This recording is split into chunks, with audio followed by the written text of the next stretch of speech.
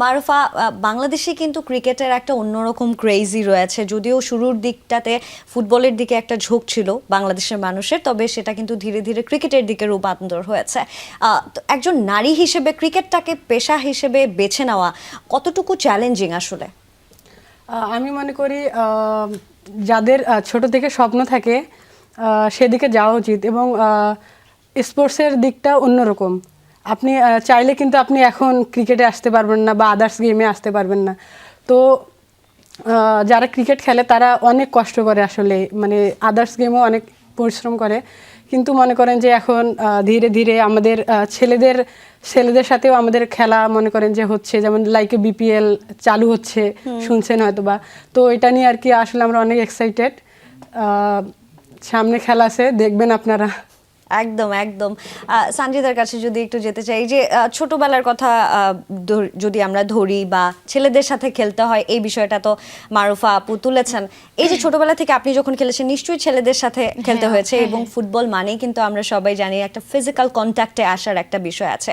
সেক্ষেত্রে কোনো ধরনের বাধার সম্মুখীন কি হতে হয়েছে ছেলেদের সাথে যখন ফুটবল খেলতেন, বা ওই বিষয়গুলো কিভাবে সার্ভাইভ করেছে? এরকম কোনো কিছু না, বাট আমি যখন প্রথম ফুটবল খেলি তখন হচ্ছে মানে আমার ফ্যামিলি থেকে একটা বাধা ছিল, যে মা বলতো যে মানে ফুটবল খেলা যাবে না, মেয়ে মানুষ মানে ফুটবল খেলাটা কেমন দেখায়। শুধু মা না, আমার এলাকার আশেপাশে সবাই এটা বলতো।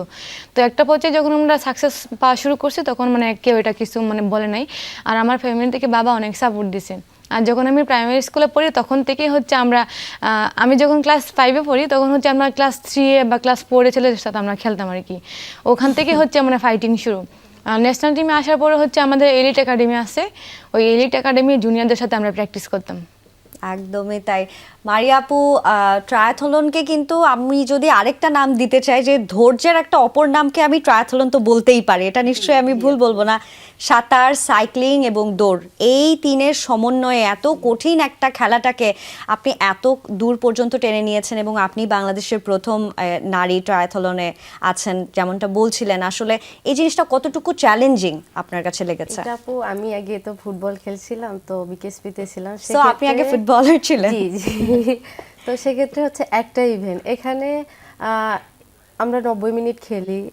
তো এখানে একটা সময় মানে 1.5-2 ঘন্টা, তো আমার এটা ঘন্টার পর ঘন্টা, শুধু একটা ইভেন্ট না, একটা আরেকটার থেকে বড় চ্যালেঞ্জিং। যখন সুইমিং করে উঠি, ওঠার পর আবার সাইকেলিং 90 কিলো, এটা শেষ করার পর আবার 21 কিলো দৌড়। সো একটা হচ্ছে মানসিক মানে এতটাই ধৈর্য থাকতে হয়, এতটাই ডেডিকেশন থাকতে হয় যে আমাকে ফিনিশ লাইনে যেতে হবে যে কোনো মূল্যে।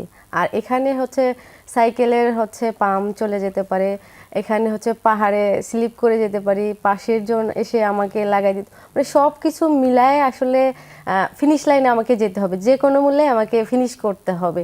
এটা হচ্ছে একজন ট্রায়াথলেটের হচ্ছে সবথেকে বড় চাওয়া। তারপরে হচ্ছে গিয়ে ফার্স্ট, সেকেন্ড, থার্ড বা আমি বিশ্ব চ্যাম্পিয়নশিপে কোয়ালিফাই করব কিনা। প্রথম যে কোনো আমাদের ট্রায়াথলেট যখন মাঠে রেসে যায়, তার প্রথম টার্গেট থাকে যে আমি ফিনিশ লাইনে যাতে সুষ্ঠুভাবে সুন্দরভাবে যাতে ফিনিশ করতে পারি, যে এতটাই চ্যালেঞ্জিং এটা। তো আমি যে সেই হিসাবে মেয়ে হিসাবে এটাকে নিয়েছি। তো আমার কাছে খুব ভালো লাগে, আমি এনজয় করি, মানে প্রত্যেকটাতে আমার ভালো লাগে, মানে এতটাই ভালো লাগে যে আমার কাছে কষ্টও মনে হয় না যে আমি এত একটা কষ্ট করতেছি। অনেকেই একটা ইভেন্টকে মানে প্র্যাকটিস করতে অনেক মানে ধৈর্য মানে থাকে না, সেখানে আমি ঘন্টার পর ঘন্টা, দেখা যাচ্ছে যে আমি যখন ফুটবল ছিলাম তখন হচ্ছে 2 ঘন্টা বা 2.5 ঘন্টা আমি হচ্ছে প্র্যাকটিস করছি। এখন আমার পার ডে 5 ঘন্টা আমার প্র্যাকটিস। আমি নিজেই নিজের কাছে অবাক যে আমি এতক্ষণ কিভাবে নিজের ধৈর্যটাকে ধরে রাখতে পারতেছি, বা আমার ডেডিকেশন এত কেন ভালো হচ্ছে আমি বুঝি না। মানে লং ইভেন্টে যে এত মজা, আর হচ্ছে এত আমি মানে এখানে ডে বাই ডে নিজেকে ইমপ্রুভ করতে পারতেছি, বা হচ্ছে নিজের সীমানাকে ভাঙতেছি, এটা আমার কাছে সবথেকে বড়। আমার স্পোর্টস লাইফে এটা আমার সবথেকে অ্যাচিভমেন্ট, যে আমি নিজেকে ভাঙতেছি এবং নিজের জায়গা ক্রিয়েট করতেছি, এটা আমার সবথেকে বড় পাওয়া। নিজেকে নিজে ভেঙে তৈরি করার বিষয়টা, এটা আসলে প্রত্যেকটা অ্যাথলেটকে আসলে নিজেকে খুশি দেয় অনেক বেশি।